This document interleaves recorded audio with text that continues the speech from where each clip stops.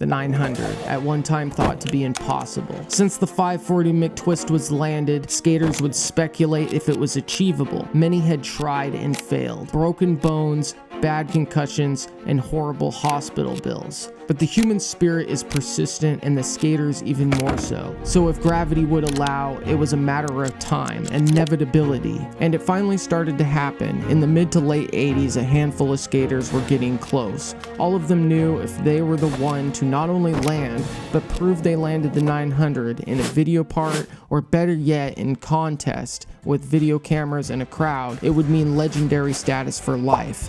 A decade passed, and still no one had landed the trick. There were rumors of legendary skaters doing it in secret and getting very close. Conversations amongst the community was irregular. It will be Danny Way. No, it'll be Tony Hawk. Tas Pappas. Nah, dude, it'll be Sluggo. You know it's not even possible, they would argue amongst each other. And then, in 1999, at the X Games Best Trick Contest for Vert Style, it finally happened. And when the 900 was finally pulled off, it was pulled off by the perfect person at the perfect place at the perfect time in skateboard history. Skateboarding was becoming popular again, and the original skateboard child prodigy had come back to accomplish what was thought to be impossible. A claim to fame that would push skateboarding to heights never before seen, at a time when outlets like ESPN and others, like Activision for instance, were pumping money into skateboarding hoping for a resurgence, and it was working. And the 900 was the perfect trick to showcase how skateboarding had evolved past how many had seen it in the 70s and 80s. Perhaps skateboarding could finally get the recognition that it so deserved, to be seen as a hard sport with talented athletes giving it their all, rather than just something for the adolescent child or the punk with a bad attitude. And it was pulled off by no other than Tony Hawk, a man with deep roots in skateboarding. But more importantly, to sportscasters and brands, unlike his peers, he was also commercially viable. Excuse me, Mr. Hawk. Could you, share? No way. Tony can sell gear, get eyes on screens, butts in seats, and parents to get on board with buying their kid a skateboard. Tony Hawk, they thought, could be the Wayne Gretzky, the Michael Jordan, the Babe Ruth of skateboarding. However thrilled the top skaters of the X Games and the Best Trick Contest of '99 must have been for Tony Hawk and skateboarding overall, happy because the love of skating and perhaps even knowing that this would keep skateboarding growing in popularity, meaning good for anybody with a passion for riding. More brand deals, yes, but also more skate parks, more opportunities to ride, more kids getting into the sport, more of everything. However, like almost everything everywhere ever, remember to like and subscribe, things were not without controversy. Some simply pointing out how close some skaters got in the past decade.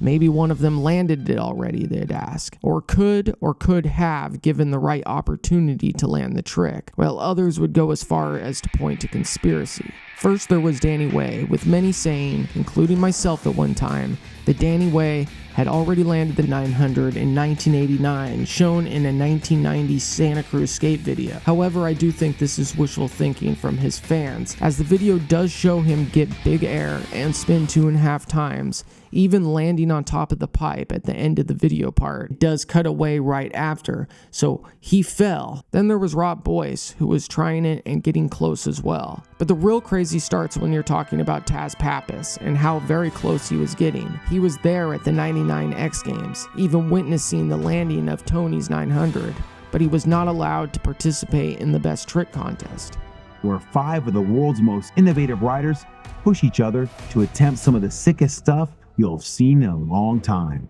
He would even go as far as to call out ESPN and Tony Hawk himself in the Vice documentary, All the Mayhem. So could it be true? Did Tony Hawk or the industry set it up for their Wonder Boy, leaning the scales of fate in Tony's favor to make sure that if somebody was going to land the crazy 900 trick, that it was going to be Tony and not some party life wild boy to throw a wrench in their financial franchising dreams? Or was it just as they say, and it was just a matter of time that somebody pulled it off and it was most likely going to be Tony Hawk, making the summer of '99's X Games Best Trick Contest happened to be the day? Perhaps unless you were there, no one will ever know the real truth for sure.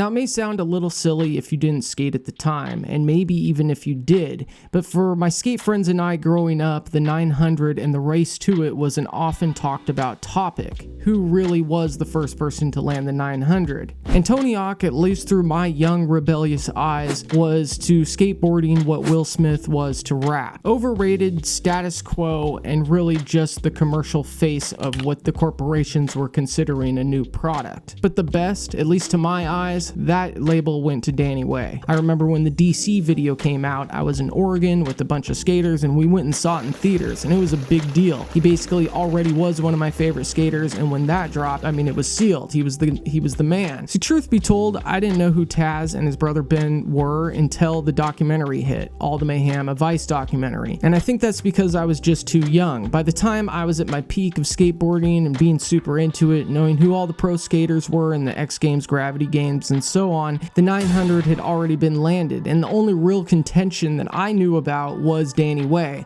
who really didn't seem to have a problem with anything and was making his own world records, doing the crazy jumps and all that. But when it comes to the ones that we know that were on TV and in skate videos and getting sponsored, it wasn't like any of the ones that were trying it claimed that they did. But then years later, when I saw the documentary, it reignited the controversy, and I was like, wow, that's like way crazier than anything that was between Tony and Danny Way. I mean, why was Taz not invited to the best trick contest? He was at the vert contest. He was in other competitions that year. Now, one thing I've heard over the years and pointed to frequently is that Tony Hawk was married to somebody that was involved in ESPN and the X Games segment, which is mostly not true. I think much of the confusion comes from Lotus Merriam, who did work for ESPN and the X Games segment in 1994, probably working on the 95 X Games. And he didn't marry Merriam until 10 years after he landed the 900, and that's like 12 years since she worked at ESPN. When speculating and just looking back on the 95 X Games, I do see that Tony was much more involved than other contenders and basic behind the scenes and being on television, being an announcer at times, and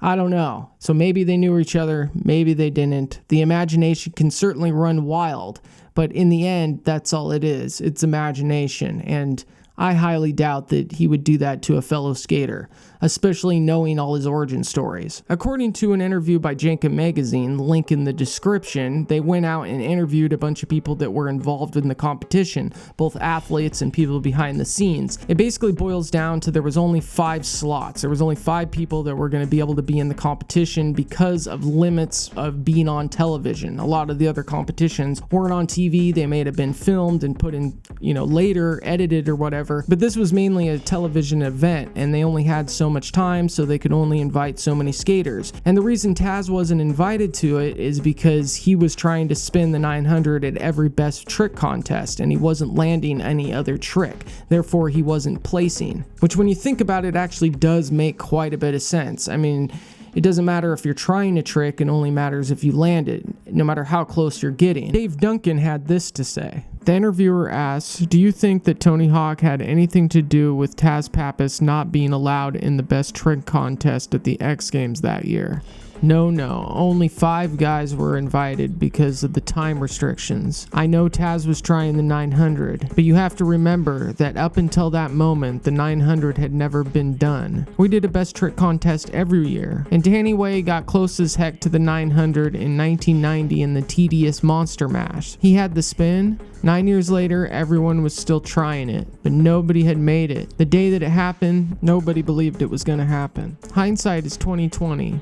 And Taz can look back and have this attitude, but it wasn't supposed to be a 900 contest. It was a best trick contest. Colin did a switch pop shove it, tail shove it.